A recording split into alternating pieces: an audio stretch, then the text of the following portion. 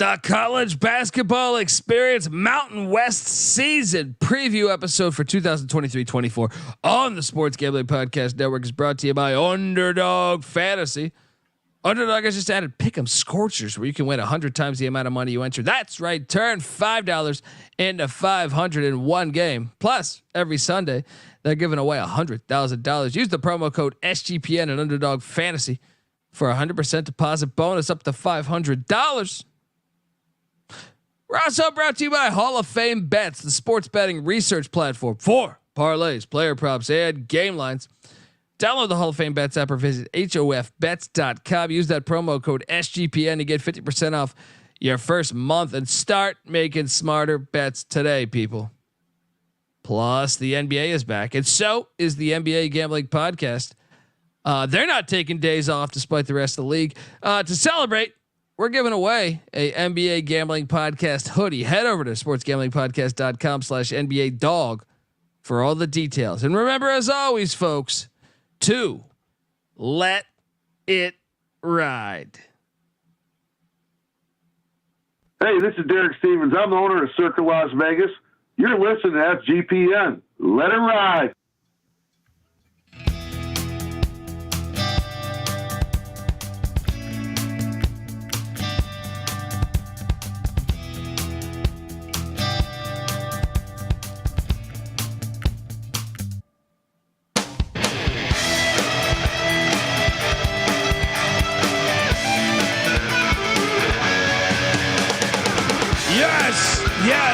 Yes. Woo!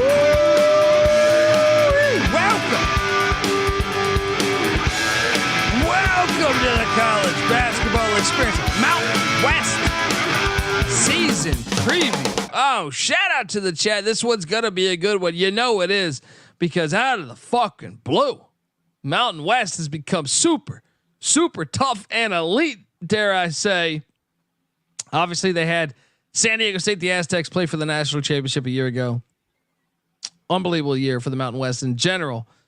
I'm excited to talk about it. Perhaps you're wondering who the hell you're listening to, and that is fair. My name is Colby Swinging Database Dan, aka Pick Dundee. That's not a pick. This is a pick.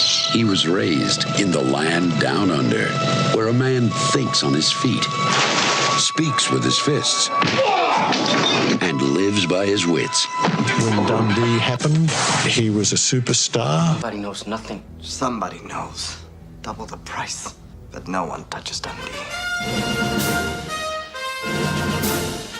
I always love this conference from a football point of view. All of a sudden, they've upped the ante on the hardwood. I love this conference. I love what we got going. I love the future. Them in the Big 12 to me. I can remember a time before the Big 12 had West Virginia and they kind of had Colorado, Nebraska, and all those schools, but I thought they kind of were weak as a conference. I thought the Mountain West used to be very weak. Whatever is happening, I don't know if more people moved to the middle of the country. I don't know what the fuck the answer is. All I know is the Big 12, I think, is the best conference in college basketball. And I think the Mountain West has just emerged as this awesome mid-major conference that potentially could be pushing one of the power conferences for perhaps even being better than them. I'm excited to talk about it. I'm curious this guy's thoughts on my assessment. Give it up for my co-host. He is let's get to it. Former video coordinator for Bob Huggins and Frank Martin. He's the host of the Big 12 College Experience, which you should be, you should be subscribed to, because they talk everything Big 12 football, basketball, baseball. He's also the host of the Ryan and Rush Show and the NFL Gambling Podcast. Give it up for Ryan McIntyre, aka Moneyline Mac. How you doing, brother? Doing good, Colby. I love the Mountain West, and the Mountain West had the monkey on their back. They couldn't break through in the NCAA tournament, whether it was 2 years ago where they went, I think, 0-4 in the first round. But then this year, finally they get through San Diego State. And I had them going the Elite Eight, but that wasn't good enough. They went all the way to the fucking national championship, and that was great. That was great for this league. And remember that they were going to be a 1 seed the COVID year. Correct. Yes. So that might have been teams. that might have been the year that they really cracked through. But whatever happened in the past like 4 or 5 years, I find myself wanting to watch every game. Like I'll be honest, like to me, the Mountain West was kind of a dud. Like I love it for football, always have. For basketball, it had kind of been a dud for me. I thought a lot of years the WCC, the Big West, had more bite than the Mountain West until about 3-4 years ago, maybe 5 years ago. All of a sudden, the coaching got better, the players got better, the home environments got better, and now I'm like, whoa, I want to watch every game I can in this conference for the most part. Another thing? What's that?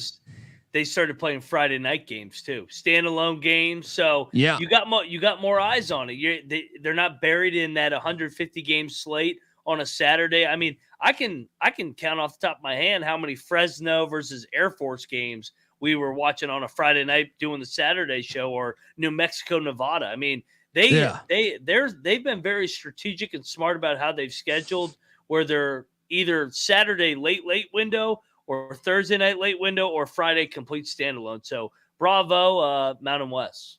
I think some of it too was the Pit had always been lit. The Pit had always been lit, even in the fucking 80s and 90s.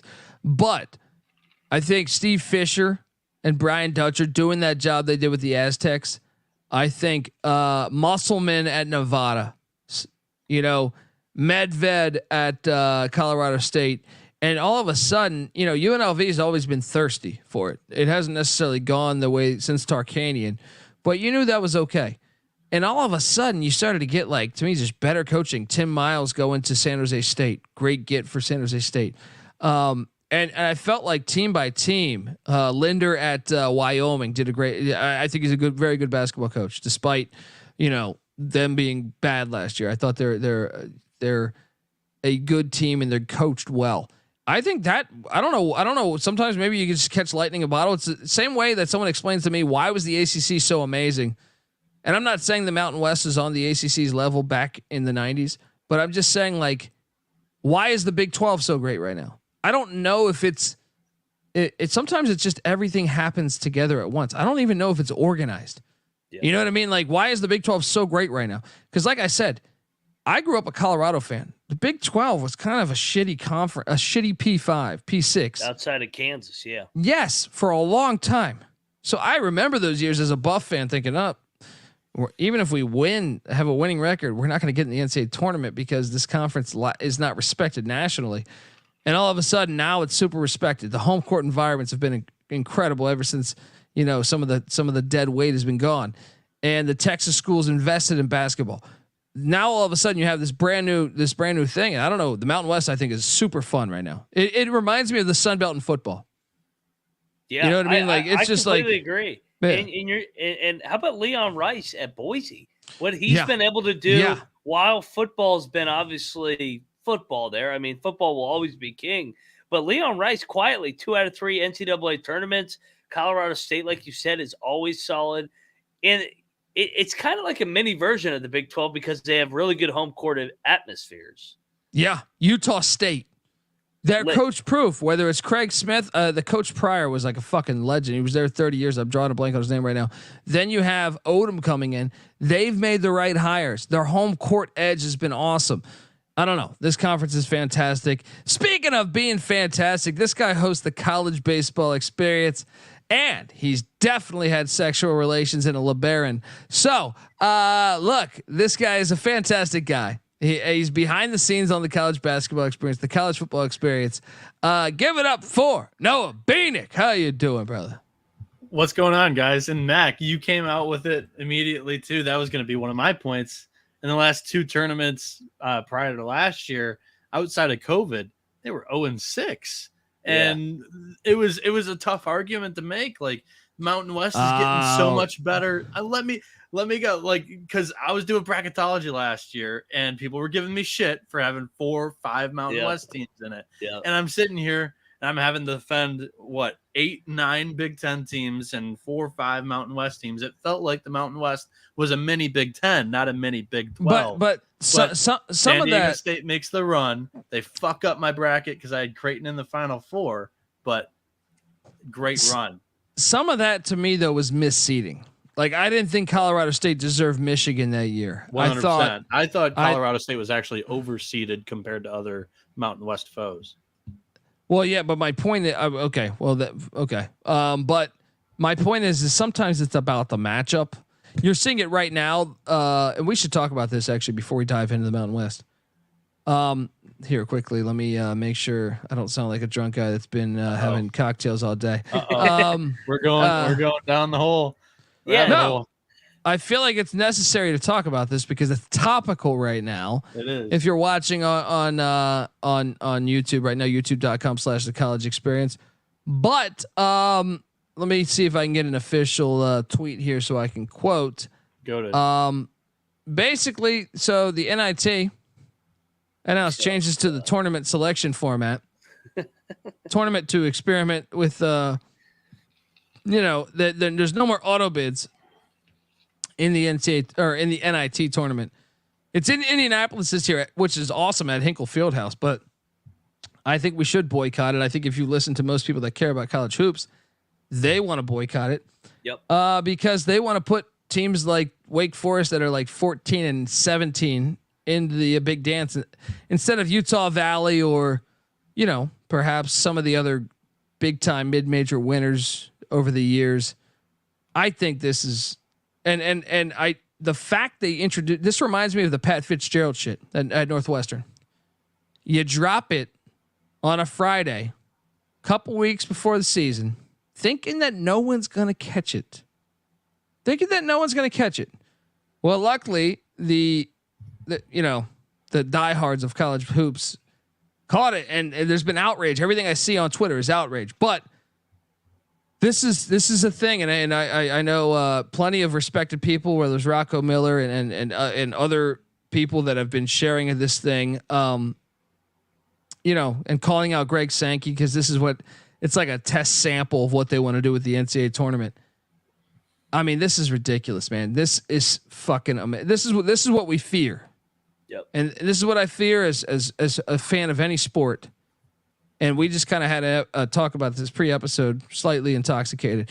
But is the corporate hands getting their hands and trying to ruin the beauty of college basketball is that UT Rio Grande can make the NCAA tournament or the NIT with a great year.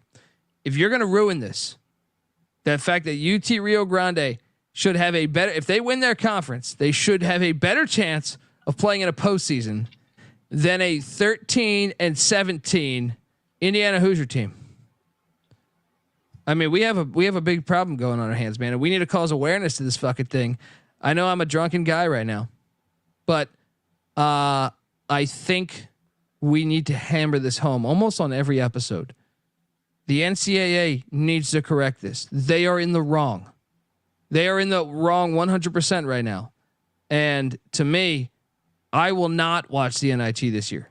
I will not, purposely, because of this shit. You're trying, and if this is if this is the Sankey, let's try it out in the NIT. I hope it backfires, because if this happens to the NCAA tournament, man, I'm a guy that works off passion my whole life. I do stand up, right? I do this. I won't do college bat. I'll be out.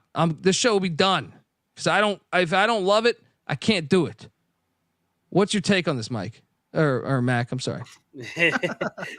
I was gonna say you are fired up. No, I mean, this is fucking bullshit. I mean, I can think of 3 guys right now that are friends of mine. Darius Nichols at Radford, they have a chance to win the Big South. Jared Calhoun, who has a chance to at Youngstown, has a chance to win the Horizon. David Kiefer at Southeast Louisiana, they have a chance to win their league as well. If they win their regular season and they happen to get upset in a one and done situation in a conference tournament, they should go to the NIT. You should reward a team for winning their league. What's the point of the conference, right? What's the point of the conference when you're the best team from November 6th all the way to March 6th and you have an off night? I get it. All right. So they don't go to the NCAA tournament. That's what makes the March Madness and the dark side so great about this whole event. But they should at least be in the NIT, because these guys are trying to get to the next level. They're trying to get a high major job. and they should be rewarded based off of the body of work that they did. Nobody wants to watch a fucking 13-19 UCF team take on 13-19 fucking Boston College. That's a fucking joke. I'm not watching this shit either if this is going to stay. And I'm with you. I will continue to tweet whatever platform we have. I'm going to continue to fucking blast these motherfuckers because I'm tired of it, man. Yeah. It's bullshit. And I wish maybe I could say it better. I knew tonight's show I'd be a little sauced. I had to go out with my landlord. I'm moving to a new apartment, and he's gracious enough to hook me up. So I had to go wine and dine essentially. But maybe I don't have the right words tonight, but I'm telling you, this is something that is important to me that I think, bullshit. and I think it's creeping into college football too. We have this 12-team playoff. Everyone's oh, we're gonna get a 12-team playoff. Well, watch out. You're gonna get a 7-5 LSU team in there over an 11-1 Liberty. It's gonna be fucking ridiculous. It's gonna be fucking ridiculous. Noah, your thoughts on the NIT and the recent bullshit that, and feel free to speak freely. If you disagree with me, that's cool. No, I don't disagree with you at all. You guys hammered the points home. I think it's an important topic. Maybe we don't need to talk about it every conference that we're talking about because it's not necessarily going to affect the Mountain West either. Their top teams are still going to get into it because the tiebreaker system that they're using is the fucking net. There are plenty of issues with the net. It's an evaluation tool. It's not an end all be all. I'll leave it at that. Yeah, I mean, it's like it's like when I get in arguments with people on Twitter that quote the college football strength of schedule versus, using ESPN strength of schedule, which I find I don't find credible in my own opinion. ESPN analytics. You don't find them credible I at don't all? find, and if you're going to cite that, it's cheap to me. But I don't know, man. I hope, and we won't even dive into the charge rules that I know that I guess Mac, you were more hip to this than me. I was in the middle of doing college football previews, so yeah, I already blessed. They want more scoring. Unfortunately, it's the TV execs, as you like to say, are slowly creeping in and stay away from our game. Our game is the fucking best. College basketball is the best fucking sport. The way it is, the little guy versus the big guy. Come March, everybody gathers around, fills out a bracket. Even people, freaking Susie Q down the street in her office pool, filling out a fucking bracket. I think the new block charge rule is actually going to affect the Mountain West big time because it's a very, very good. It's an elite defensive conference. Yes. Yeah. I don't know, man. I feel like we're at this crossroad. I mean, I don't know. Maybe it's just me fucking having cocktails here. But I'm saying, next you're gonna want to have defensive 3 seconds. Yeah, and to me, the beauty, shit ever. Yeah, don't get me started on that. Don't even get me started on that. But part of what makes I think why the college basketball fan loves March Madness, the lay fan, not us. I mean, we love college basketball no matter what. We'll watch a Rice Texas A&M Corpus Christi game on a Monday at 10 a.m. You know what I mean? Like, I don't think we're the average Joe, but the average Joe likes seeing every March St. Peter's knock off Purdue or knock off North Carolina, whatever it is, right? They want to see that. They think, oh, it's fantastic, and to me, that's what makes college basketball amazing, and that's what makes it, like, to me, the ultimate American thing. Second off, your average Joe's not watching the NIT too. Going back to that, like you're including all these, you're including the 9th, 10th teams in these high major conferences, and that's what we're doing. I don't know if Colby actually touched on that, but the last 2 high major teams from each conference, based on net, gets an automatic bid into the NIT. Your NIT watchers are not the average Joe; they are the dive into it. We're watching.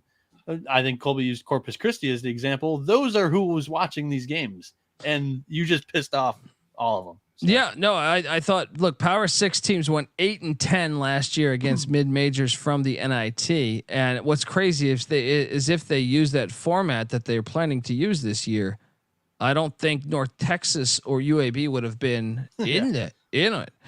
Which went to the championship game. They were pissed about 2 Conference USAs and a WAC team. Well, they're pissed about them being the best basketball teams. Oh, it's not my fault they beat Colorado along the way. It's not my fault they beat some of these other Oklahoma P5s. State. Yeah. Get the fuck out of here with this shit. I mean, those were great games. They all came down to the wire. Dude, I know I sound like an old man. That sounds crazy. Yeah. It's happening in front of us every fucking day, man. Every fucking day. Part of what makes America great is the fact you can see Corpus Christi play Purdue or whoever. It is what it is. It's part of what makes America great. I like to think, without being a fucking maniac right now, that we, SGPN, I pushed a fucking lawnmower out of my seat back in the day. Back in the day, I used to have to push a fucking lawnmower out of my seat to record. And we have a fucking studio. We have fans actually in the chat. It seems to be just one guy named Ryan Hasty, but we love it. We fucking love it. We're all recording right? this at 1 a.m. Eastern time. No, but my point is On a that's Friday the night. beauty. Yeah. That's the beauty Everybody of else fucking is America. getting I don't give a shit-faced shit. like Colby That's just one did. more than we had in 2012, man. I'll tell you that. All right. And look, I don't know. I just think to me, that's the beauty. That's the beauty of fucking America is the little man against the big man. I was at Mountain West Media Day. My wife, and I'll leave it with this. My wife's from Columbia. I brought her to help me record. She's going to hold the camera while I'm recording at Mountain West Media Day. I'm at lunch. I'm talking to the people next to me. They're from Sports Illustrated. They're from New York Times. They're from all ESPN, CBS Sports. Guess what I'm from? I'm from that fucking spot that pushed a lawnmower out of the way, right? And my wife said, that's what's great about fucking America. She said, that's what's great about America is that we could just you can just work hard and get here. Boom. Let's fucking do it. Stop fucking over the NIT. I'm sorry. I'm drinking here, guys. All right, look, let's get into this. And look, anyway. Hey, you can be a slapdick like me and stock fridges, and next thing you know, you're working for a Hall of Famer. Exactly. You're stocking fridges. You were stocking his fridge, right? That's what it was like. Hey, come on over here. And it was like, wait, you know a thing or two about basketball? Get involved. No, man, that's a great. That is exactly, dude. Bob Huggins' story in general. This guy's a small town guy became a millionaire off of college hoops. All right, I don't know. Maybe if you ruin the NIT, that doesn't happen to a lot of people. That could be the next Bob Huggins. Who knows? You know what I mean? How does a small school coach get up to the next level if they don't have that outlet to the NIT? Maybe Florida State is reluctant to hire him. Oh, he never made the NIT. I mean, I'm talking out of my ass here, but I'm serious. Like that shit matters. Anyway, let's get to the For example, Mike Snow White never made the tournament at Louisiana Tech. He kept losing as the 1 seed year in and year out, but went to the NIT 4 straight years. Yeah, dude. I mean, I think a lot of teams, a lot of P5s that are struggling, they look to the NIT. They say, "Hey, can I get this coach from this spot or this spot?" And to me, you're depriving that. I mean, yeah, maybe you are. I believe that millions of dollars at stake. Yeah. You know, I don't think the next P5 is going to say, "Hey, let me hire 14 and 17 Archie Miller from fucking Indiana." You know what I mean? I don't think that's going to work. Where they might say, "Hey, this guy down here at Denver with Noah's Pioneers, he's been winning. How the fuck's he winning at this hockey institution?" Right? I don't know. So true. Yeah. Look, I know I've had cocktails and I'm about to dive into why the world is flat. But let's get into it. All right. I want to tell you the Mountain West Conference preview is brought to you by Underdog Fantasy. Underdog has just introduced Scorchers. Go 5 for 5 and pick up Scorchers and enjoy a spicy 100 times payout. And for a limited time, Underdog has extended their first deposit bonus up to $500. Look, they got $100,000 Sundays. What are you doing, folks? All right. 10 lucky players will win $10K each and every Sunday. Telling you got to jump on this. So watch along, make picks, maybe make a little extra cash over on Underdog's mobile app or website, underdogfantasy.com. When you sign up with the promo code SGPN, Underdog will double your first deposit up to $500. That's Underdog Fantasy, promo code SGPN. We're also brought to you by the NBA Underdog Contest. The NBA is back. And to celebrate, we're all going to take a night off. I'm joking. No, I'm sorry. We're giving away a NBA Gambling Podcast hoodie.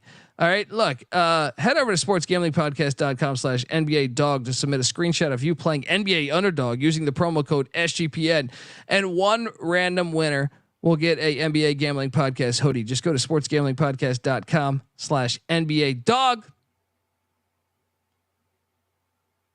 All right, we are back on the college basketball experience Mountain West preview. We're going to start things off with the Air Force Falcons. I mean, speaking of America, I like it. I like it. You know, when I get to watch Service Academy sports, I don't give a fuck what it is. No, me and Noah were doing the college baseball experience. We're covering an Army Navy game that was a blast to watch last year. Army won. But anyway, I love the service academies, whatever they're doing out there. Aim high, miss small. Look, Joe Scott's in year 4. 14-18 a season ago, 5-13 in the Mountain West, 10th in the Mountain West overall. You know, they were a hard team for me to handicap because there were certain moments where I thought they looked like shit. And they got that awesome basketball stadium that's right next to the ice arena at the Clooney Arena. But they were a hard team for me to truly get. Obviously, they don't use the portal. They say, fuck you, college basketball 2023.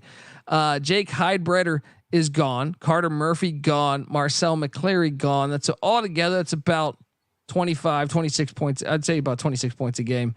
However, the returning minutes, at least in the starting 5, maybe the 6-man rotation, pretty substantial. The main thing is Rytis Petritis is back. He played 27 minutes a game as a freshman, 10.4 points per game. Also, Bo Becker, 6'7" small forward. He's back, 21 minutes a game, 8 points per game. Jeffrey Mills at the 2-guard spot, 23 minutes a game, 5 points a game. You know, he's back. Ethan Taylor, the other guard. Corbin Green as a freshman, he got 19 minutes a game. So you got some burn there. Even the backup center, Lucas Mormon, 20 minutes a game. But they did lose a chunk of fucking scoring, man. And the way that I see the Mountain West going, as much as I want to root for the service academies, I see regression here. Mac, your thoughts on the Air Force Falcons?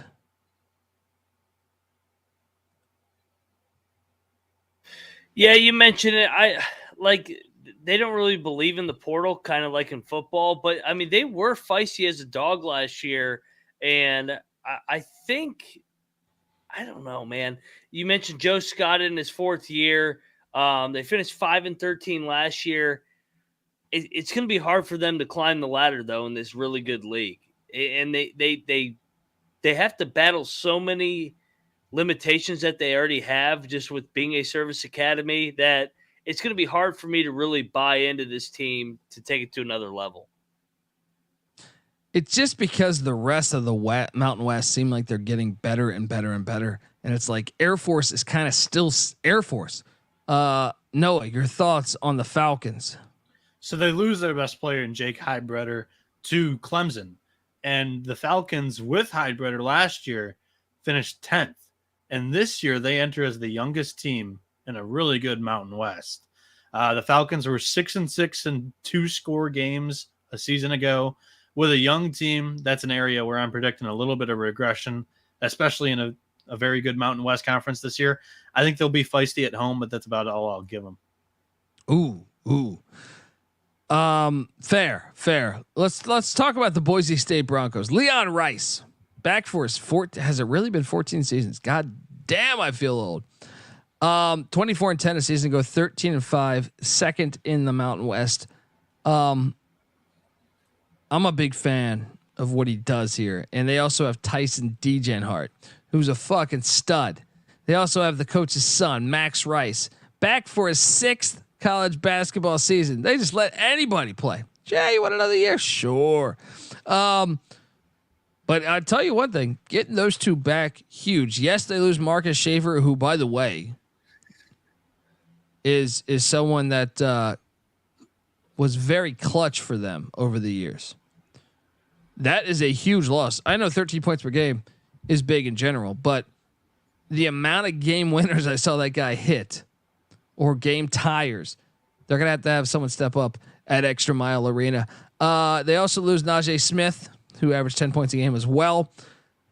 But I just think you bring back Rice, you bring back DJ Hart, you got Agbo back, Chibuzo Agbo, who played 30 minutes a game, 11.5 points a year ago. Your core is still somewhat intact. They also go out and get Robbie Anderson from UC San Diego. It's the guy that played 31.5 minutes ago, or minutes a game. Sorry, 13 points a game with UCSD. Then they brought in Cam Martin from the Kansas Jayhawks, who's a 5th-year senior. I know he only played 3 minutes a game with Kansas. Who gives a shit when you get to? If you're playing at Kansas, you're good. Also, Omar Stanley from St. John's, familiar with him. He's coming in.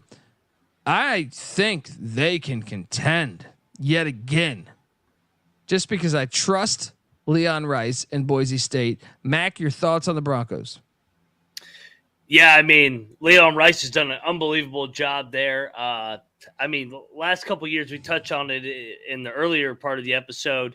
Two back-to-back NCAA tournaments, 51 wins in the last 2 years. His son comes back for his 78th college basketball season, and Max Rice. But yeah, no, I think this team's going to be top 3, top 4 once again. There's no reason to not think that with the Leon Rice culture that they have there. Yes, they do lose a couple pieces, but I'm buying into the winning pedigree that these Boise State Broncos have built. Noah, you on board with the Broncos there? 100%. The Mountain West Conference, I mean, over the past decade, it's been won with good defense. Recently, Leon Rice and the Boise State Broncos have been very good on that side of the court.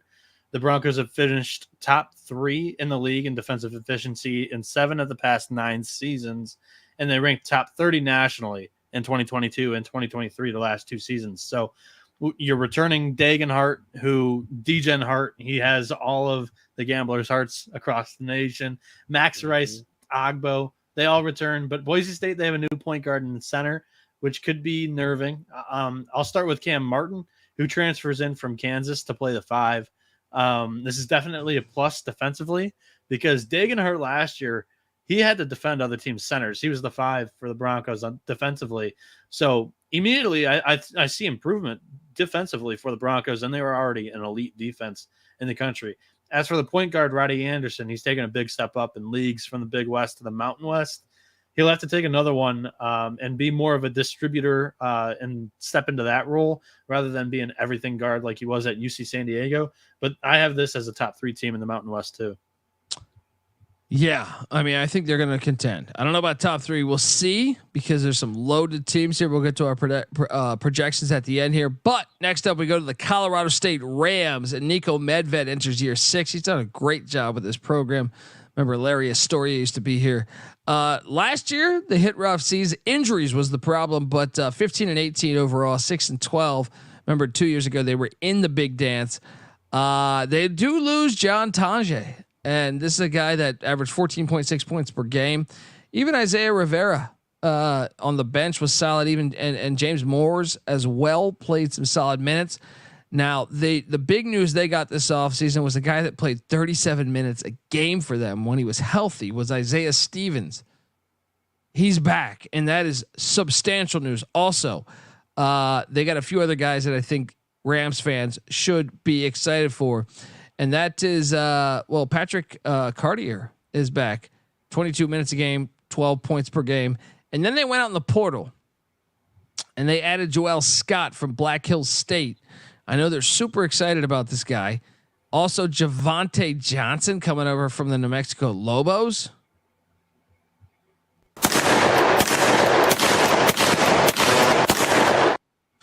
And I need a bomb to sound off and then Javante Johnson coming over. I'm sorry. And then Nikkei Clifford from the Colorado Buffaloes. What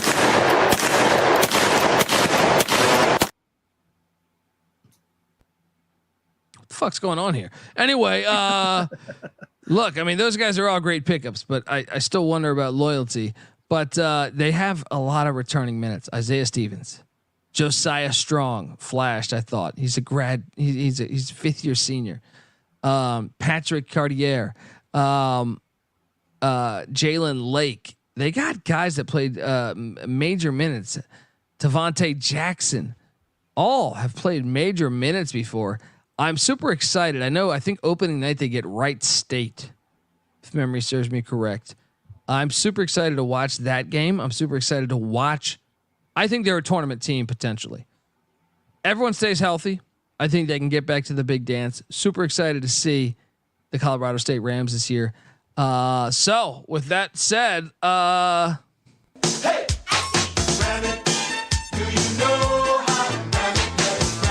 Mac, what do you think of the Rams? Definitely got unlucky last year with the injury bug. I mean, you look at the trajectory of the program. Nico Medved in his sixth season now. They 20 plus the previous 3 years. A little bit of regression here with 15 and 18 because of the injury bug. They lost a bunch of close games. Definitely expect 20 plus wins this year. The Stevens news was huge. I like this team. I think they're going to contend for the league title and get back to the dance as well. Bounce back. Noah, are you ramming it with these Rams? Yeah, I think they're going to be a good team this year. Colorado State, they dealt with quite a few injuries last year, which allowed more guys to have playing time. And now entering this year, the Rams return the second most experience in the Mountain West, only behind Fresno State.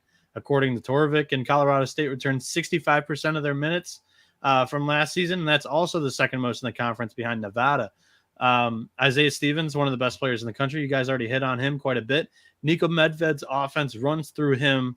And he was fourth nationally with almost 7 assists per game to go along with 18 points per game. And Medved surrounds Stevens with 3 other guards and another senior on the projected starting 5, which is outstanding. I want to talk about this. Did you guys see the secret scrimmage? I mean, it's dangerous to take too much away from any of these games, but they blew the shit out of Minnesota. It was like 86 to 59 or something like this. Medved, I believe he went to Minnesota. So he went over there into Minneapolis and made a statement. Might be coaching there next year. I'm coming for this job when Ben Johnson's out of here. Amen. He's already dropping a bomb. Yeah. So Amen.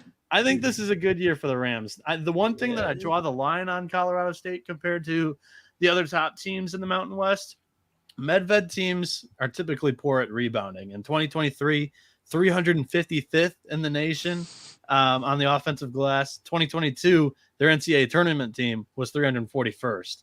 Then 21 was 270th, 20, 229th, 19th, 305th. They're consistently in the basement in the Mountain West and rebounding categories. And the Mountain West, it's a great conference. Colorado State, one of the better teams, but I just can't look past that when I'm trying to predict the regular season winner. The Rams remind me of Michigan State in the Big Ten. They were better suited for success in the Big Dance rather than conference play. So I just hope that they get into the tournament. I think they make some noise. I should preface that by saying you're a Michigan fan also. Anyway, that was a compliment. Yeah, I wasn't sure. I figured it might have been, but I compared Colorado State to Michigan State. That's got to be a compliment. Are you recording their practices by chance? You can record all you want. Tom Izzo's still gonna kick your ass. It's true. Let's jump over and talk a little Fresno State Bulldog basketball. This was a team a year ago. I thought we were ahead of the curve. Now I know they went 11-20. I know they were 6-12. So many close games, yes, dude. But we cashed in on a few. We knew they were better than their record from an athletic standpoint. Like we covered a lot of games. I felt like with Fresno State last year. Justin Hudson's in his 6th year at the Save Mart Center there. Bring your membership. They're an interesting team. I felt like, you know who this team is? They're the Arizona State of the Mountain West. Does that seem accurate, Mac? Like we're like, you watch them and you're like, holy shit, they got some guys, right? At least last year. We'll see. I know Jamaro Baker's gone. Isaiah Moore's gone. Anthony Holland gone. Jordan Campbell gone. However, they do return Isaiah Hill, the 5th-year senior guard who played 24 minutes. He's a stud. 34 minutes a game, 13 points per game. He is back.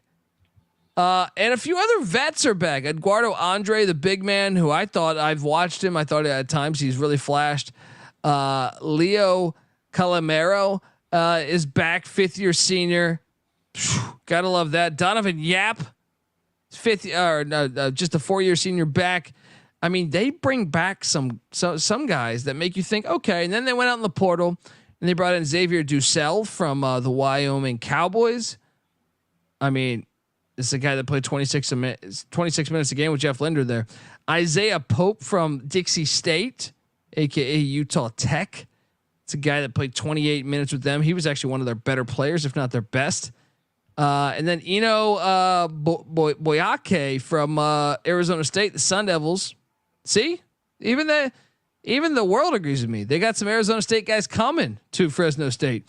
Also Pierre Ganeste from La Tech.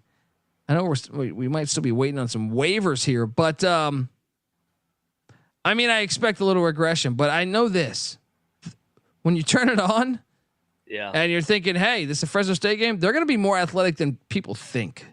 They were super fucking athletic last year. Like, it amazes me they went 11-20. Actually, Mac, your thoughts on Fresno State?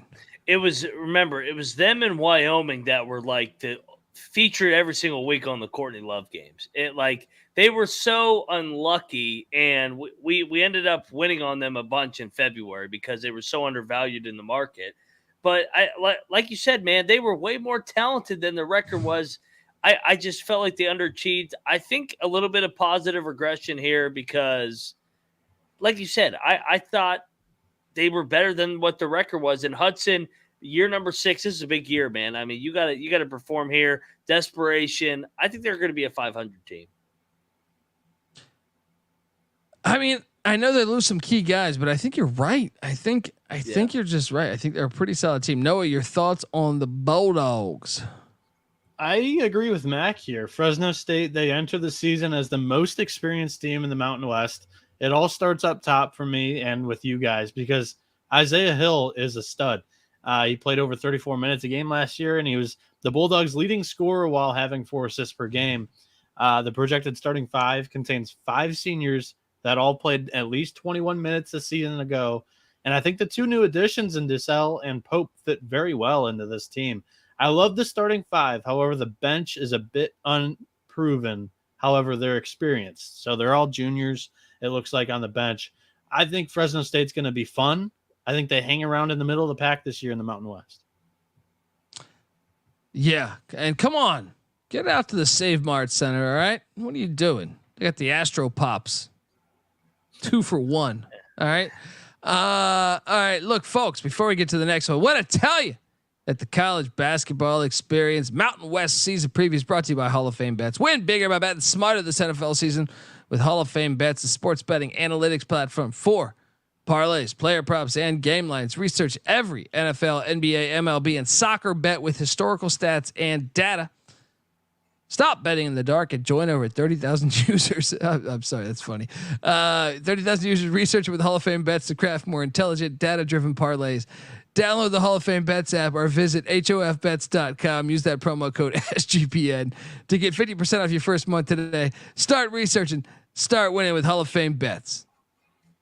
So I went to dinner with my landlord and his wife. Me and my wife went to dinner with him and his wife, and I made the mistake of talking about who he likes tomorrow, and I guess he's been known to wager thousands of dollars on games. Oh no! So he quickly did not talk about that, and then he just texted me while I was reading that ad read. What games are you on tomorrow? I want in. So just fucking hilarious. Anyway, folks, let's jump on over and talk about Mountaineers. Yes. I mean, what are we doing here with this? With this team, it drives me crazy. Steve Alford. Is it really year 5? Is it really year 5? I was so I guess that means 6 years ago. I was in San Diego, California at a San Diego State game where they beat top 10 Eric Musselman Nevada team. And I rushed the court there in San Diego. damn, that doesn't feel like that long ago. Steve Alford's already in his 5th year, and look, Will Baker's gone. He was very good for them last year.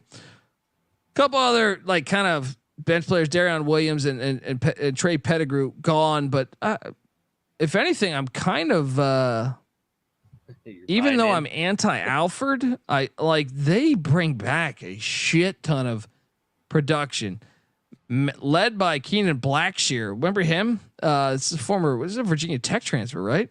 14 points a game, 32 minutes a game, almost 33 minutes a game. Gerard Lucas, remember him at Oregon State? He went to the Elite Eight. They have 2 5th-year guards that average over 31 points a game combined. How are they going to fuck this up? I can't wait to talk about this. They also have Trey Coleman, 31 minutes a game last year at the forward spot. Their front court seems to be the area maybe we circle. Nick Davidson, who played about 18 minutes a game as a freshman, he's back. Can he step up? I've seen a lot of hype about him. KJ Hines, another 5th-year senior on the front court, 16 minutes a game last year.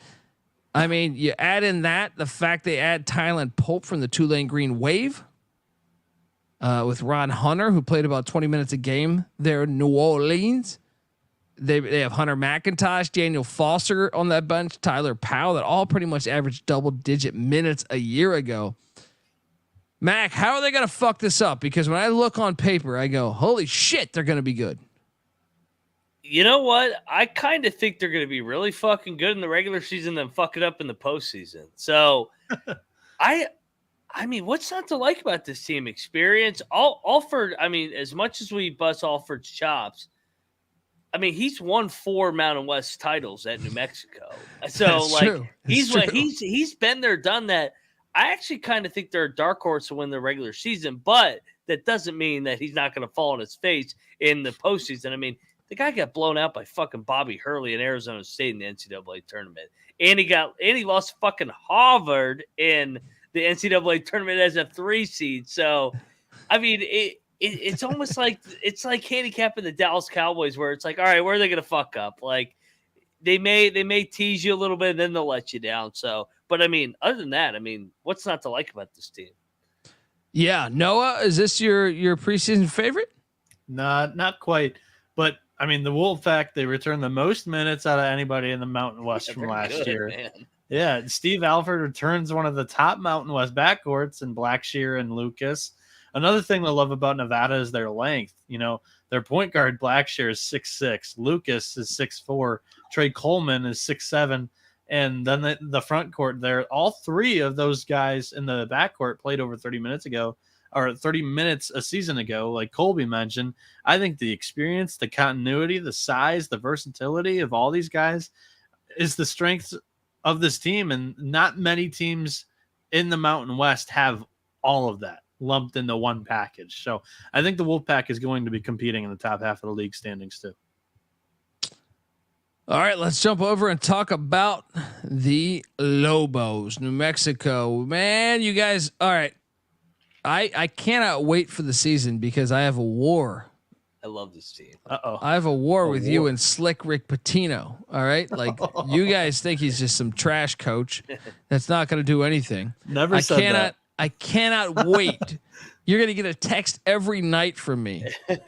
When St. John, I don't care if they're beating Robert Morris. All right. You're going to get a text. You see that dominating performance. How dare you doubt the fucking legend of Slick Rick Pitino? And then your phone's gonna be broken when they play UConn.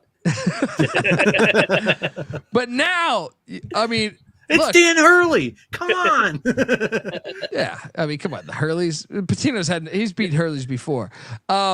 But you have his son who's kind of resurrecting New Mexico, which, by the way, yeah. So when I first moved out to California, I used to work next to a bar/restaurant, and their crew would come over to my bar at the time. I was bartending. I was 22 years old, right? But one of the waitresses from the other bar was a Georgia Bulldog graduate. She's now working for ESPN and the Mountain. I think the Mountain West Network as a reporter on scene.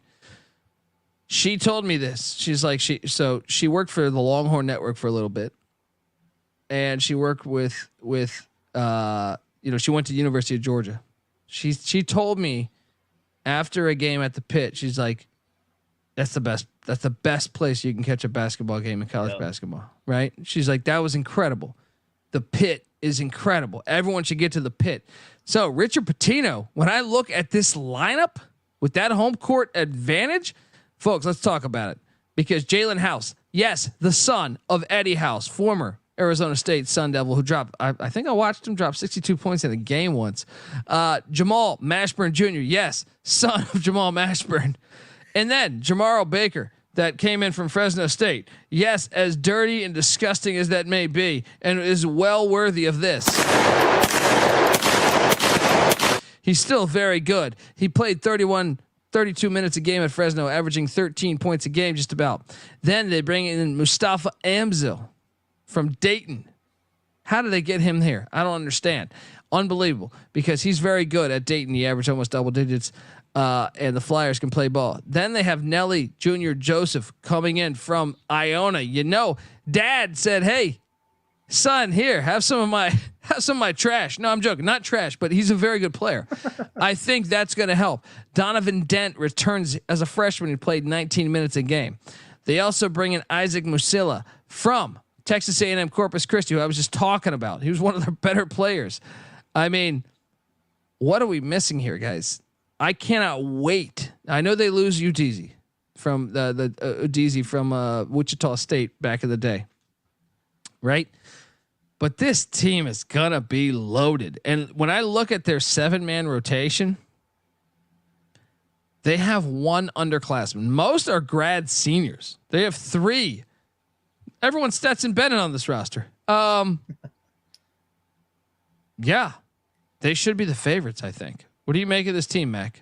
So trivia, and only the real college basketball fans know this. Who was the last unbeaten team last season in college basketball? Mexico. Yes. It was fucking New Mexico after Purdue lost to Rutgers. That was something I was bringing up too. I mean, I want to buy into this team so bad, and I think they have the pieces, obviously, with the backcourt. With House and Mashburn. I mean, fuck, Mashburn's old man played for Pitino at Kentucky. Yeah. But God, they burned me last year. But you know what? I'm going to trust one more time in the Pitino culture. Richard Pitino. Oh, you're trusting this one, huh? Well, I mean, I said Rick Pitino would win the Big East tournament at the Garden. He's just going to finish 5th in the regular season. I mean, the Big East is pretty good. Fair. But I think, man, this is it. Year 3 in Albuquerque at the Pit.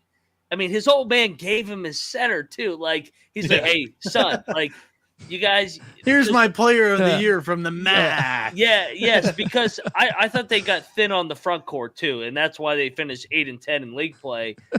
God, I hope I'm rooting for this team. I actually think they can win the league, and but I could see them finishing 8th too. Hell of a gift. My dad gave me a coffee maker for Christmas. Yeah. Richard Pitino Jr. is getting a fucking center. Fucking guy. Here's a guy that averaged 15 and fucking 10. I mean, look, here's the thing. The Pit is such a home court advantage. Yes. I'm nervous about taking them on the road. I think they play at St. Mary's in the first week or 2 of the season. He even beat his old man at the Pit too. Yes. Well, that's because the Pit is insane, man. Yeah, I know. I almost feel like okay, look, my wife's pregnant. It can't be this year, but I feel like next year we should all meet at the Pit. We should all meet at the fucking Pit, yes, man. Yes, It is like the epitome of college basketball because they're not it's like Cameron Indoor organically. You know what I mean? Like you have all these other ones that are like, oh, but they're Power 5 money behind that. This is like just this mid-major that's just an incredible basketball environment. Noah, what do you make of the Lobos? Yeah, I mean, you guys have kind of hammered the point home already. The backcourt, it's outstanding with Jalen House and Jamal Mashburn Jr. Richard Pitino brings in some high-quality transfers to fill in some of the holes from their pieces leaving last year's squad. Nelly Jr. Joseph, Amzil, Mashallah. all come in from winning programs. Nelly, like I mentioned earlier, he was the MAC Player of the Year last year, and he should replace Morris Odesi's production just fine from last year. The true weakness for Richard Pitino at New Mexico so far in his tenure has been on the defensive end. And during his first year with the Lobos, they were 243rd in KenPom defensive efficiency. Last year, 120th, which was still 8th out of 11 in the Mountain West, but a massive improvement from year one. I think he takes another step on the defensive end. This team offensively is good enough to win the conference. I have them competing for a title too. Yeah, I'm sorry. I said they got to be the favorites. I for some reason I still think San Diego State's in the pack too. They only went for the fucking national championship. Yeah. Well, I thought they left, but I thought they were able to piggyback that. Remember, they actually like kind of left and then kind of didn't, and then kind of left and then kind of didn't. Let's talk about the boys. 100%. Let's talk about Brian Dutcher in year 7. Doing great. I love Brian Dutcher, man. I think he's fantastic. 32-7. Yeah, 32-7, 15-3. So underrated. This is one that you're right, Noah, where I feel like that charge call could burn the fuck out of them. The new charge rules. I feel like San Diego State plays such good defense. They're a beauty to watch. But they lose former Cal Golden Bear transfer Matt Bradley, who played key for them at times. Kashad Johnson went to the Arizona Wildcats. Disgusting. Nathan Mensah, who played great minutes for them as well. I know you see 6.6 boards. Oh, that's not much. Nah, he was a key player on that team. Also, Adam Sieko obviously hit some big fucking shots for them. Same with A-Rop on the bench. They lose some key guys. I mean, those 5 guys, I know the stat sheet's not, oozing, but this is a team that when you only average like 58 points a game and you lose, I don't know, let's say probably 36 points per game of that matters. Now, what you got to love is this. I buy into the culture, man. Even before they went to the national championship, even before last year, I knew, man, I've been down there to watch games. I've always loved this team. They're to me like Iowa football in college basketball. They are gonna make you earn every fucking point. Every point. And I know it's not sexy these days. The rule changes are against them. I feel like shit. I feel like talking to your average Joe. They don't find it appealing. I love it. I like their must-watch TV for me. I love the way they play basketball. Darian Trammell's back. Lamont Butler back. Both guards super experienced. They're back. Jaden Leday, their big man, back. You got to love that. Micah Parrish, who I thought was a very good player for them a year ago. I know he's on the bench, but back. You got to love that. Then they go out and they get, man, this is an underrated get. Reese Waters from USC. Mm-hmm. Guys, this is scary because I actually think like San Diego State, I know they had Kawhi Leonard, but other than that, they get like these dogs defensively that are somewhat all right offensively. I think Waters could be like someone we haven't seen at San Diego State. 100%. Yeah. And then they got Jay Powell from Campbell, the Campbell Camels, who played good ball there. Man, I know, and I just saw they landed a big recruit for a freshman next year. I'm super excited about the future of this program. Why did that? Like, it's not often that you see a team that played for the national championship where you find yourself like with no alliance saying, "Oh, I hope they go back there again." I want to root for this team. Mac, your thoughts on the Aztecs? Yeah, and everybody's probably going to want to fade them because it's not sexy. But I mean, you look at what Brian Dutcher and Steve Fisher have done. They've won the freaking Mountain West 9 out of the last 13 years. Like, if anybody wants to bet against San Diego State to win the league, I'm open. You can tweet me at moneyline_back. I'm going to take the culture of this fucking program, and we're going to guard the shit out of you. And that's what they did in March. I mean, they guarded the shit out of Alabama, Creighton, FAU. I mean, how can you bet against this team to win the Mountain West regular season at minimal? Maybe they get picked off in the Mountain West tournament, looking ahead to the tournament. But I mean, this is a culture play. I'm so happy that they were able to make this run because this program has been so good for so long, even like all the way back to Kawhi Leonard. And that's probably the last time Kawhi Leonard played before his load management stint here over the last 15 years. But yeah, I mean, I love this. I love this program. They're going to be 28-6 again. Guarantee it. Mac, I know you worked with Hugs. I know you recently hung out with Hugs. I would love to hear Hugs' opinion of San Diego State because I feel like secretly they play Hugs basketball. I feel like he's got to love them. They do, but like secretly he doesn't like Steve Fisher because he was the Fab Five coach and he lost to him at Cincinnati with that cheating ass team.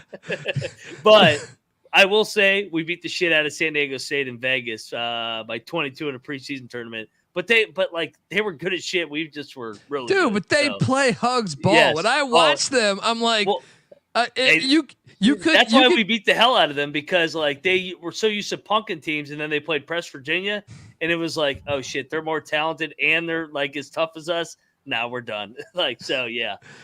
But yeah, dude, I just feel like like if you did not tell me the coaches, if you never showed me the coaches, yep. And you just showed me basketball tape from all 365 teams, I feel like San Diego State would be like one where I like, is Huggins coaching there? Yeah, Huggins or Frank.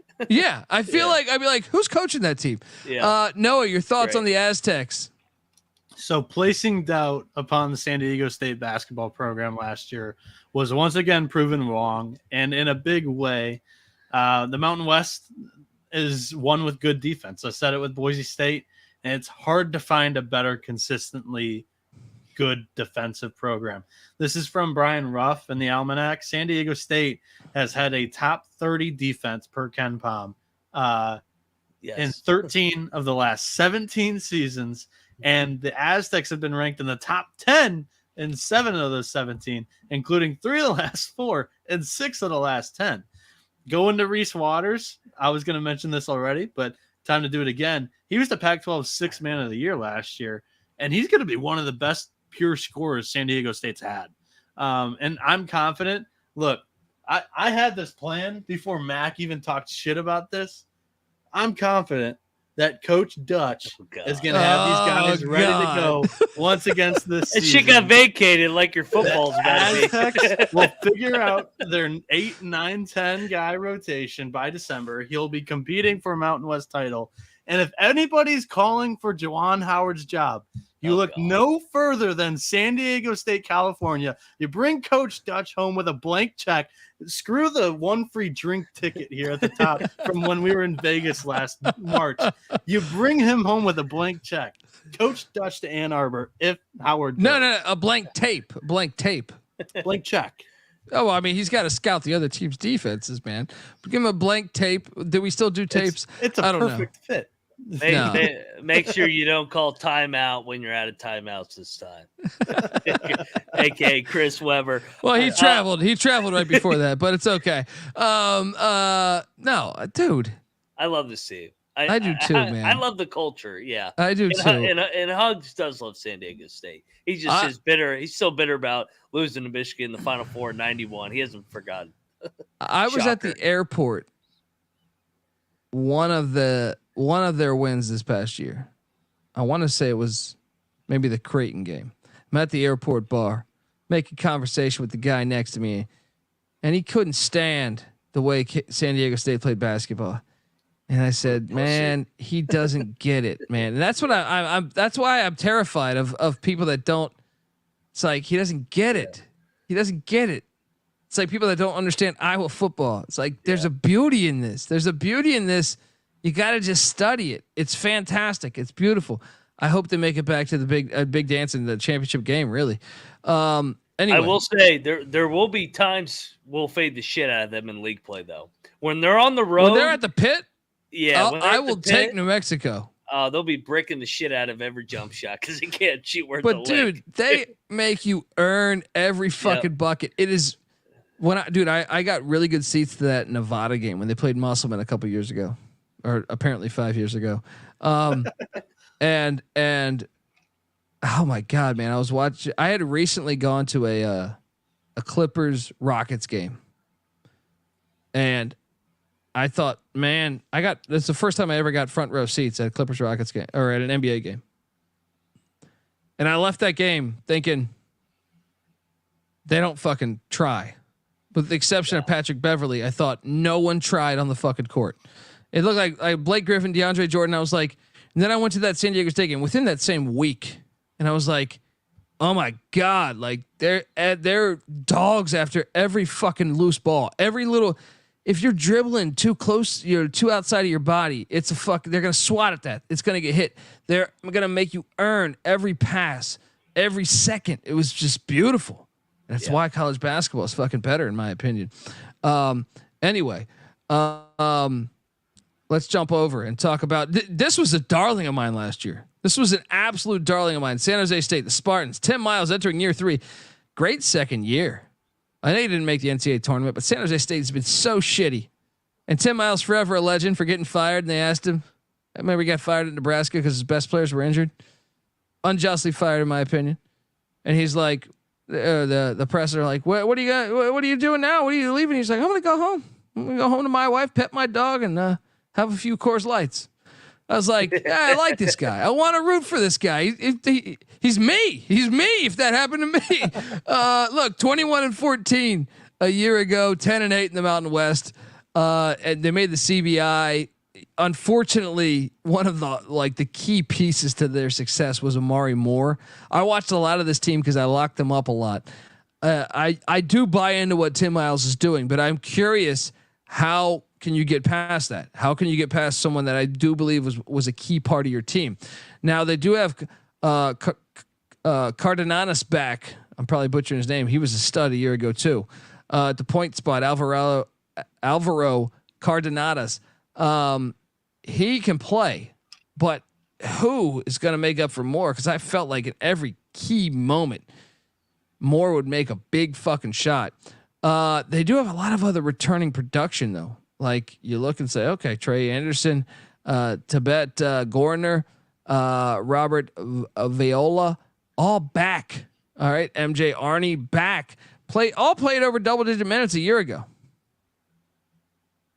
Question is like I just think, yes, it's his program. It's becoming more and more of his program. I know he brings in the 7-footer from Washington State, Duong, but at the same time, I think they're going to regress just a little bit. But I do buy into the culture that Miles is building. He's a very good coach and a very underrated coach. Part of the reason why I say the Mountain West is up.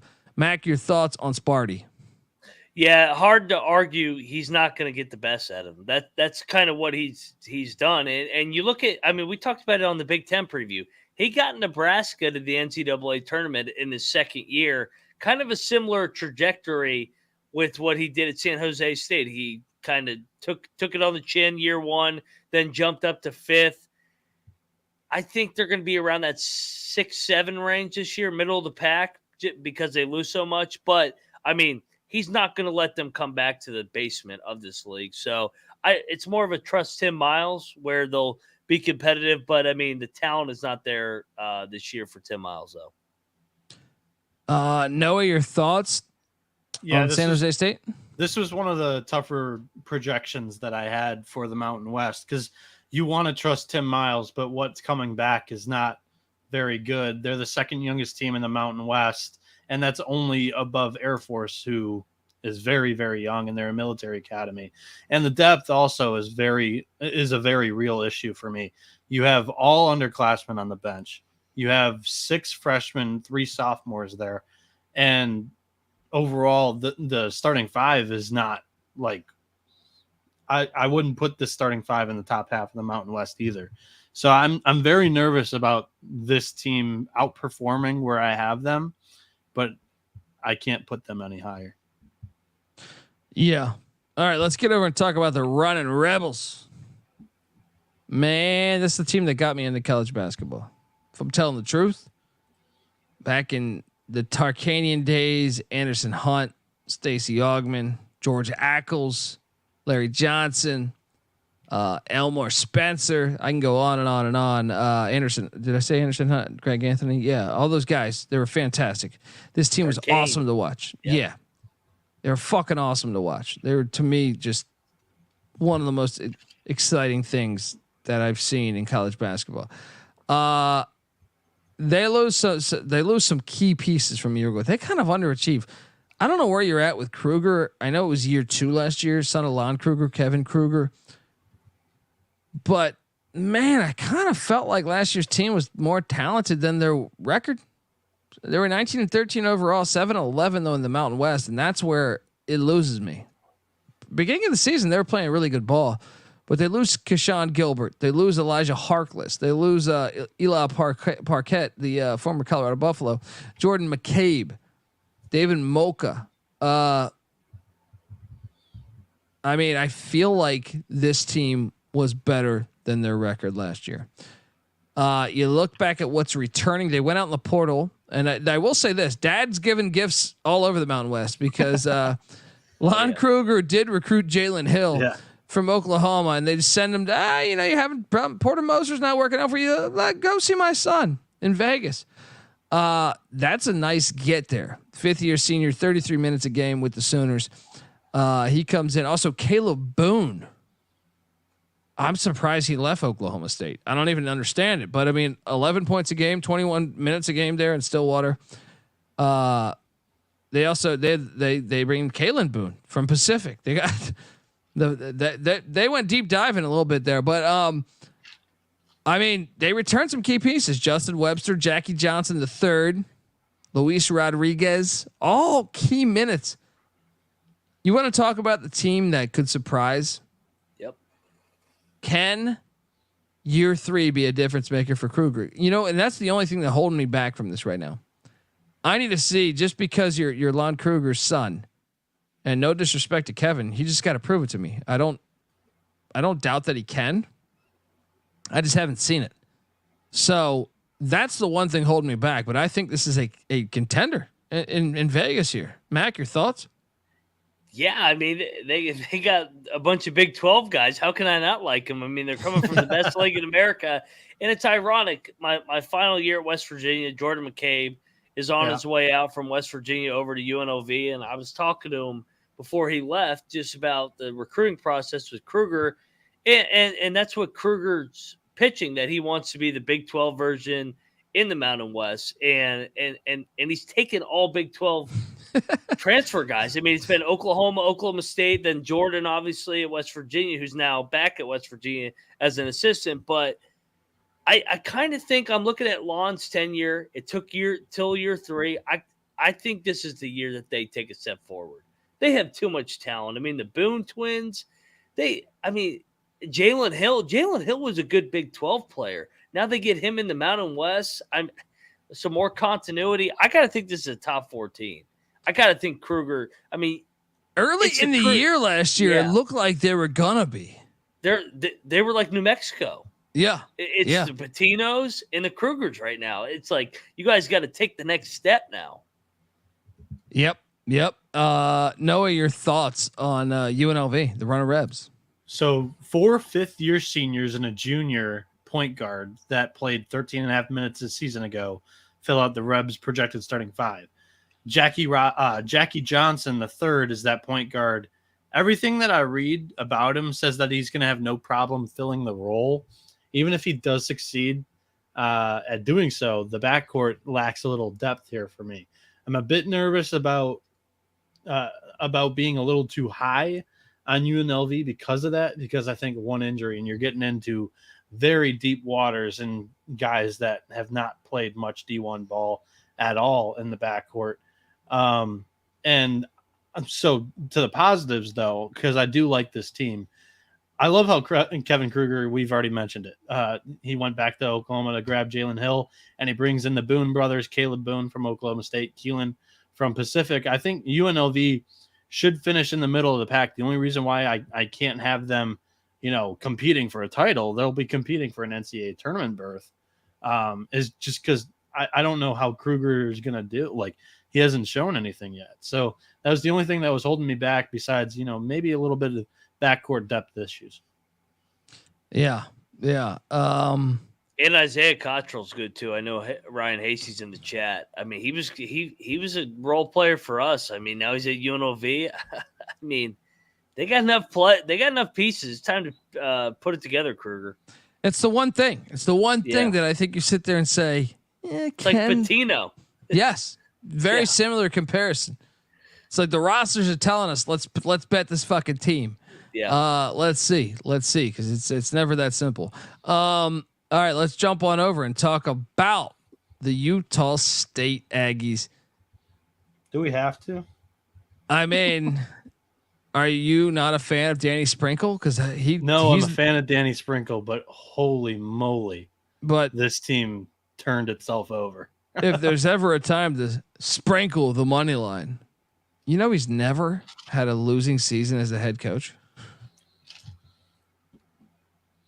I mean, I know he was in the Big Sky, but like Montana State used to be shitty. He came right in and just boom, they're just winning games. All right.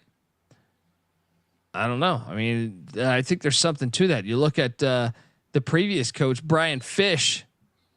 Brian Fish never had a winning season in fucking I think it was 5 or 6 years.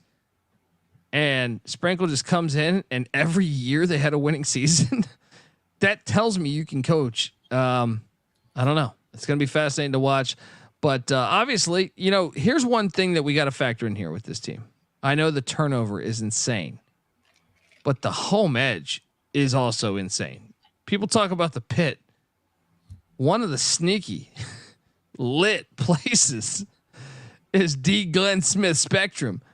I'm telling you, this place gets bonkers. If you haven't seen a game here, they lose everybody though. But I literally mean everybody, as Noah alluded to. Sholga's gone. Taylor Funk gone. Stephen Ashworth gone. Daniel Aiken gone. There's more that are gone. The whole team's fucking gone. They were 26-9 a year ago. They lost in the first round of the NCAA tournament. Finished second in the Mountain West. They return nobody really. But can I hit on this?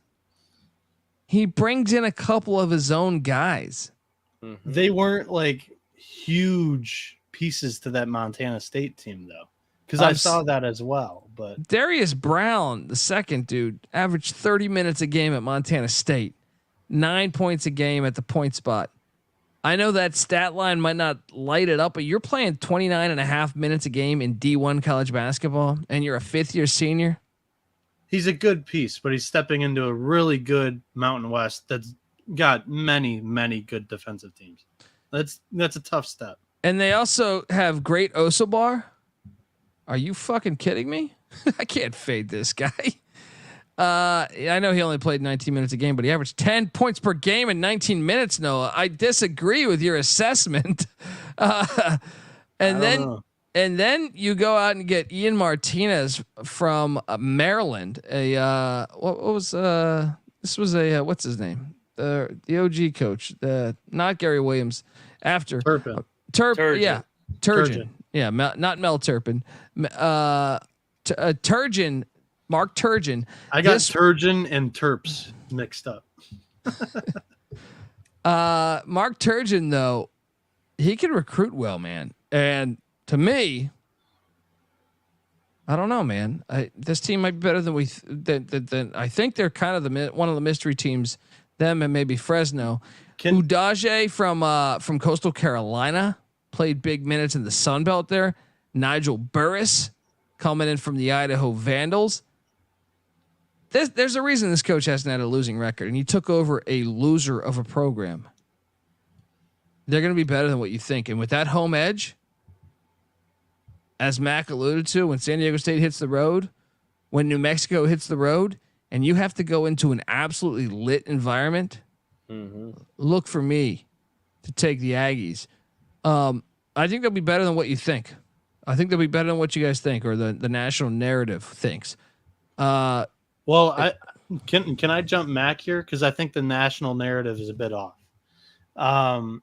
They opened as the second favorite to win the Mountain West. Just flat out wrong, in my opinion. And it's since been trickling down. I think it's the 8th shortest, but it was the 2nd shortest to win the Mountain West. Ken Pom has Utah State 101st, Torvik 93rd. I'm just not that high on this team. A lot of new pieces for early in the season, and I always have, I always have one or two of these in each conference where I'm like, okay, I feel pretty strongly about this team. He could be a good coach, but this is a big rebuild. There's a lot of turnover here. Let's take a look at the schedule. At Bradley, they're only getting 2.5. Something's up here. That's very off. Then they host Southern Utah and they're laying 16. They're not beating the Thunderbirds by 16. Just up and down the non-conference schedule, I'm going to be fading this team.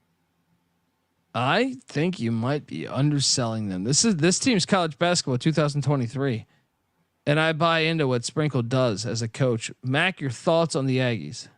I hope he wins every game. Honestly, you know why? Here's a personal reason why. He wrote a letter to the NCAA on behalf of Raekwon Battle at West Virginia. So this guy is a big-time coach, like big-time players coach. I think he's going to be a lot better than what people are thinking he's going to be. And we saw this with Dennis Gates last year. He brings a couple over from his own at Cleveland State, just like he's doing at Montana State. I mean, I feel like I've said this about every team, but like, goddamn, this team's going to be right in the mix in that 3 to 6 range. I mean, I think they're going to be a bubble team. The culture, the home court, and I think they're going to get better and better. Year one of Danny Sprinkle era. You mentioned it, man. Montana State was not that good a program at all when he took over, and they were a juggernaut the last couple of years, and they pushed K-State in the first round too. I mean, so I like this team. You guys are mentioning the Utah State home court in Logan a bit too much. The Mountain West has a lot of good home environments, but this one's stupid, man. This one, it's very good. Yeah. It's one of the elite ones. Did they even lose at home last year? It's a brand new short team. of the pit. How can you translate that?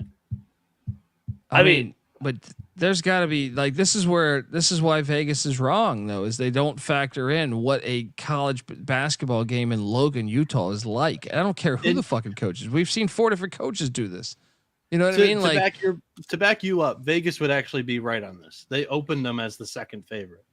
I'm not talking about their season projection. I'm talking game by game. So let's say if Utah State starts out struggling, let's say they go, whatever. They're going to win 20 games. That home court is going to get you wins that you should not get. It gets you 12 wins at least, or 13, 14 wins easy.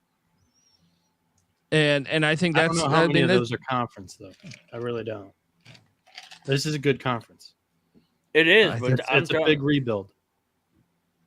But it's like it's coach proof there. I mean. Odom went to VCU. Craig Smith went to Utah. Like that thing's a cycle right now.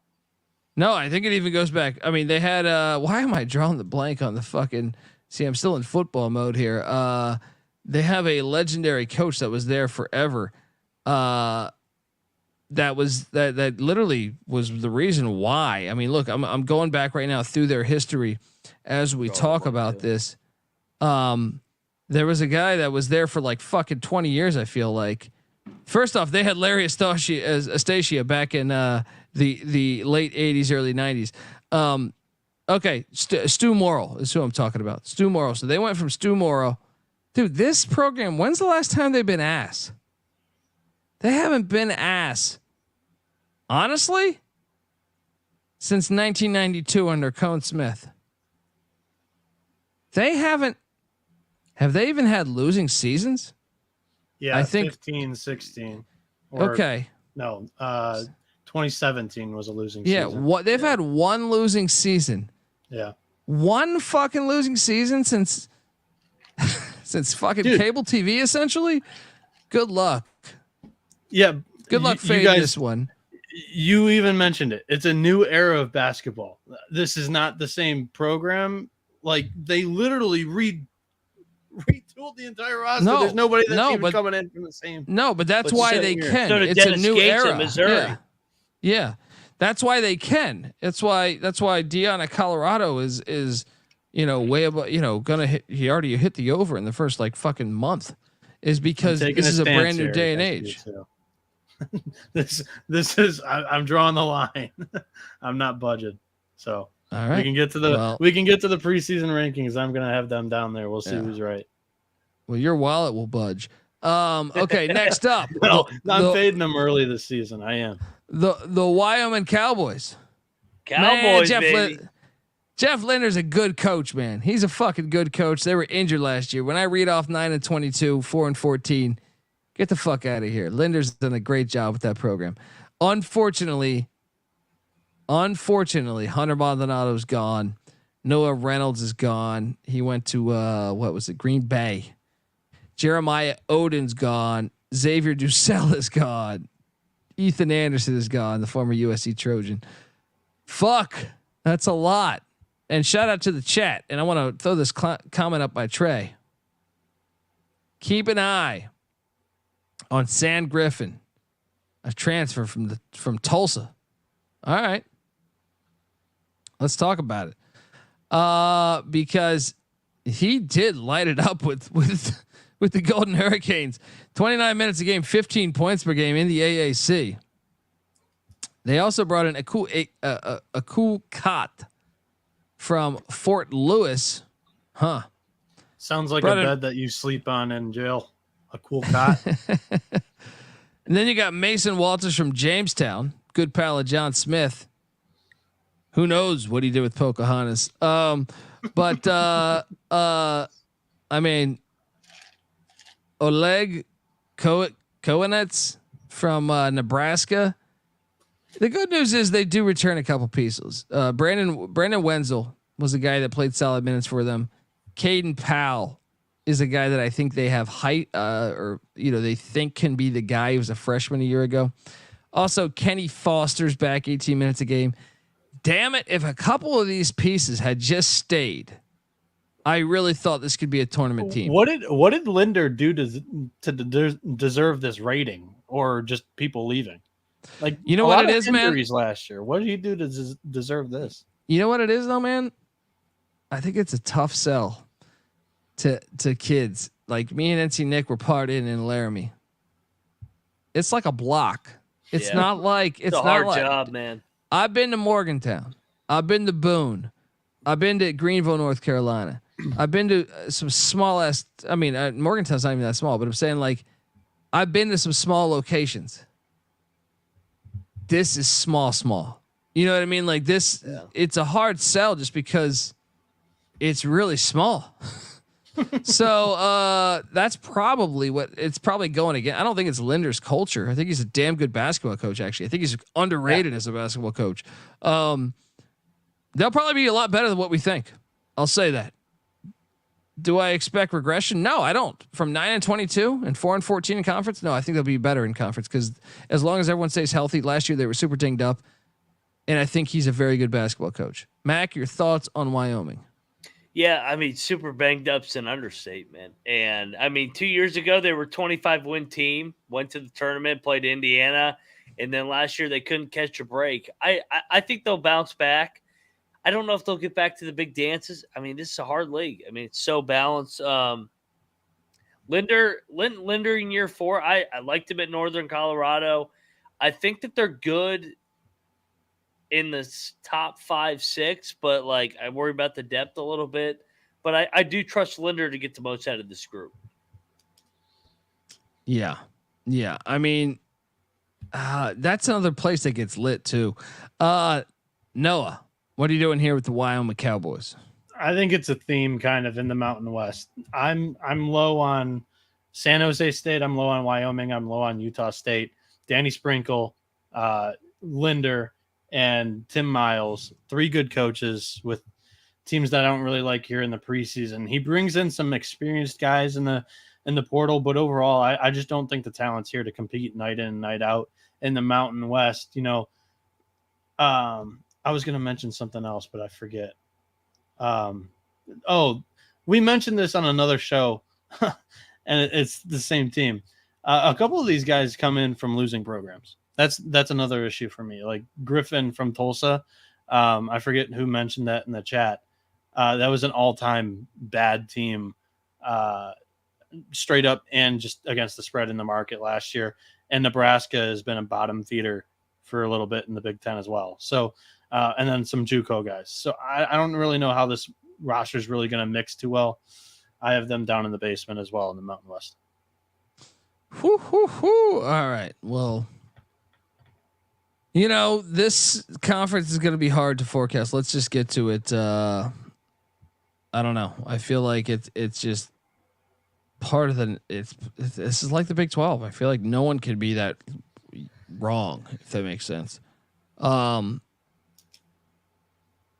Let's go. Let's talk about the team that we have 12th. I have the Air Force Falcons. Mac? I have Air Force at 12 too. Yeah, Okay. I have Air Force too. Is it 10 or is it 11 or 12? Oh no, you're right. It's 11 now, right? Yeah. Is it 11. Yeah. At number 10. God, I'm gonna eat shit on this. I think San Jose State. That's who I had, but I don't like it. Dude, Miles I is like a their better team. coach. He's a better coach than some of these other teams. And I feel like that is why we're going to eat shit on this. Like Fresno's a better roster. Miles has a worse roster, but they'll win more, I bet. And I bet we're going to eat shit on it. But that's Noah. Who do you have at 10? San Jose State. At number 9, I have Fresno. And that's why I feel like San Jose is going to finish ahead of Fresno, despite Fresno being more talented. Mac, your thoughts?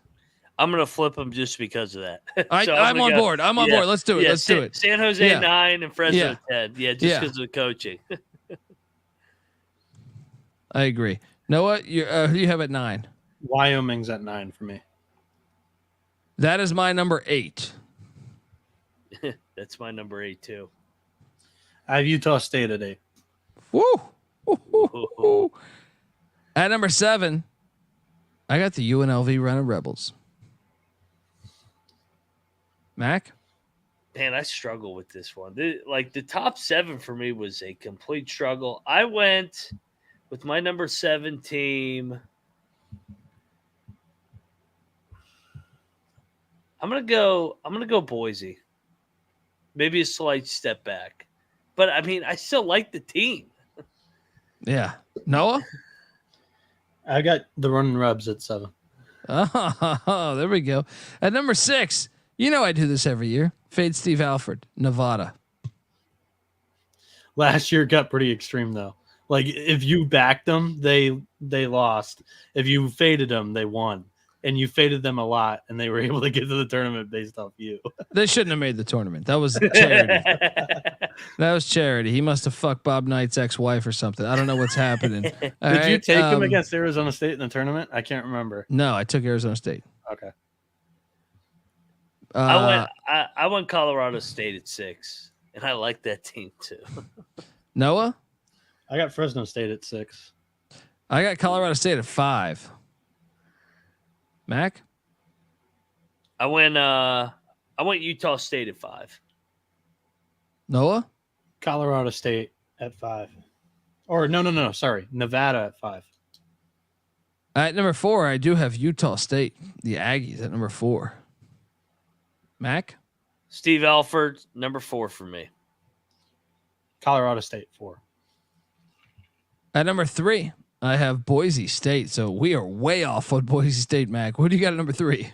I kind of like the team too. That's what's crazy. I want UNLV 3. I think they're going to take a step under Kruger. I mean, the talent is there. The talent is there. I know. They just got to do it. Just got to do it. I know. No, Noah, who do you got at 3? Boise State 3rd. There we go. At number 2, I have the New Mexico Lobos. Mac?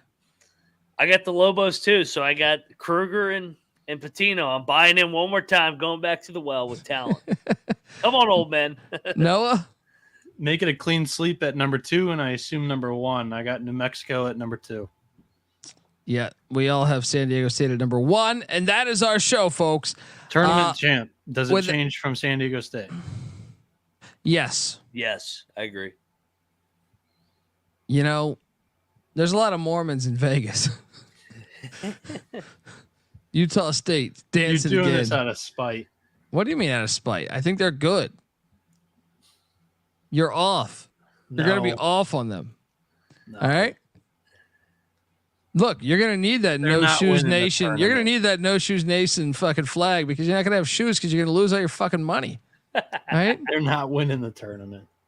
There's Why too many can't they? good teams in this conference. It's all about seeding. You know how that shit works. All right. Mac, who you got winning the tournament?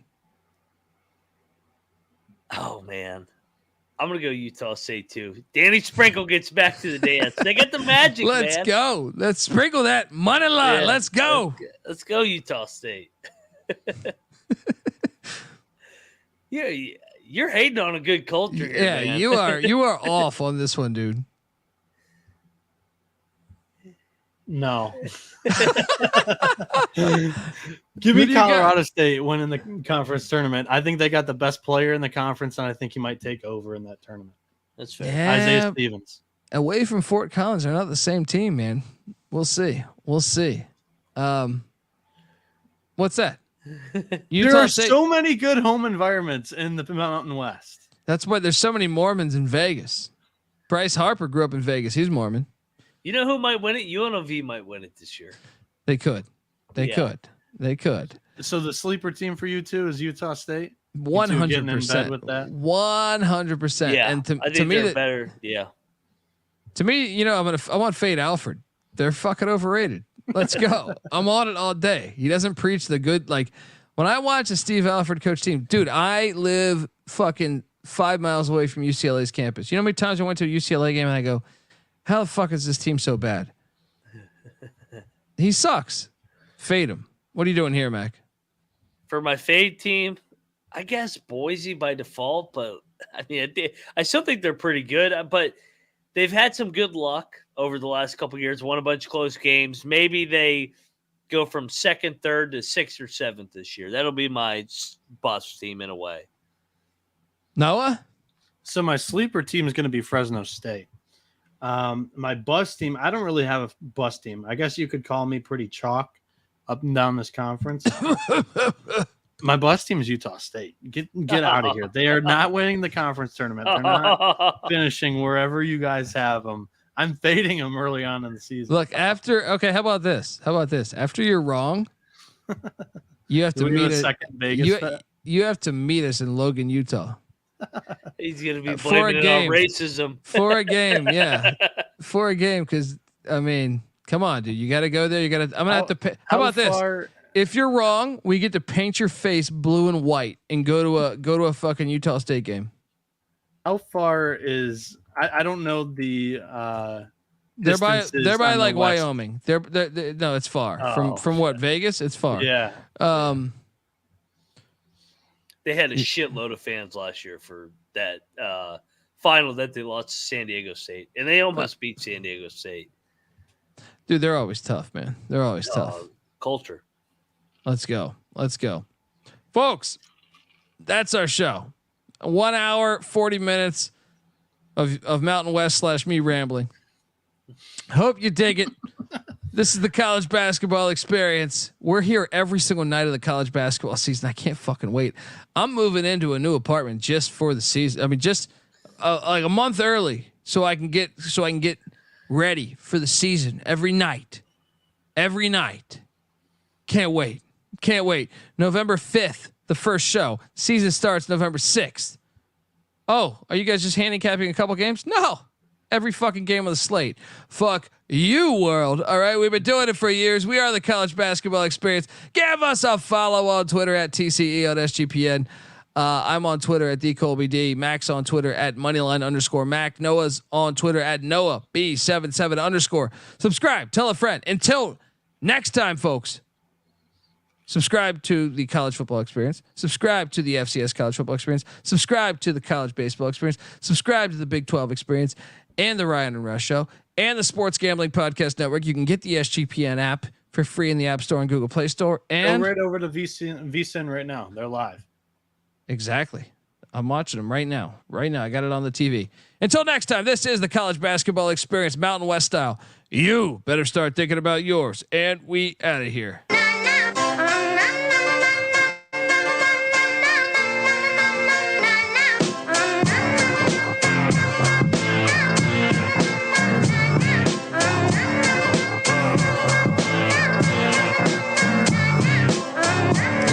got me thinking about the good shit. The minute that I seen your grill again, it made me good trip. Good jog the mind back like dog will wind that. Man, I didn't get mad when you near me hit me can back, but the comings on was strong.